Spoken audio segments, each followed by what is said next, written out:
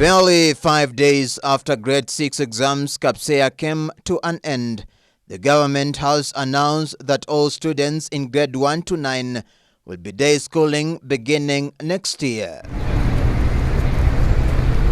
According to Basic Education Principal Secretary Belio Kipsang, who represented President William Ruto in the official opening ceremony of the 18th Kenya Primary School Heads Association Annual General Meeting at the Sheikh Zahid Children Welfare Center in Mombasa, parents have the primary responsibility as first educators to work with the children and ensure that they acquire the right values they desire them to have.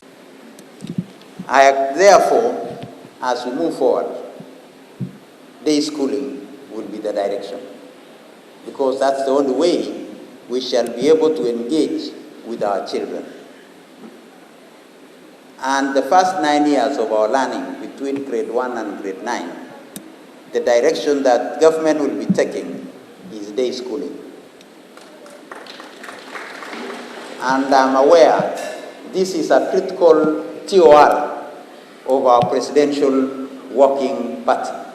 I urge our parents that it is our primary responsibility as first educators to work with our children. I am a parent, and even ourselves as head teachers, we are parents, and we cannot outsource our responsibilities. We must remain with our responsibilities. We co-parent with teachers. We don't outsource parenting to teachers. And therefore, we must work together towards making our children acquire the values that we expect of them. The PS said that Kenya has the highest percentage of its children globally in boarding schools, standing at 28%, against the global rate in the most countries, which stands at 15% in most countries. It is one of the rare countries where 28% of our children are in boarding schools. Globally, rarely will you get any country that goes beyond 15%. Rarely. Even in the African setup, ours is the highest anywhere. So we need to start socializing ourselves that we need to be with our children. And the only way we shall be with our children is for these children to be in day school environment. So let's start socializing ourselves towards that end. This comes after President William Ruto announced that grade 6 examination Kipsang will not be used for placement of learners in junior secondary schools. I will be asking you as our head teachers to start verification of data of our schools. We would want to appreciate each and every of our 23,000 public schools so that we can know and be sure that each one of us has capacity to host the junior school. And where we think that we can share the responsibility with our neighboring school. According to Kipsang, the government is planning to construct low-cost boarding schools in ASAL areas to cater for the pastoralist communities, as well as introducing the school feeding program. On school feeding, we shall continue to progress.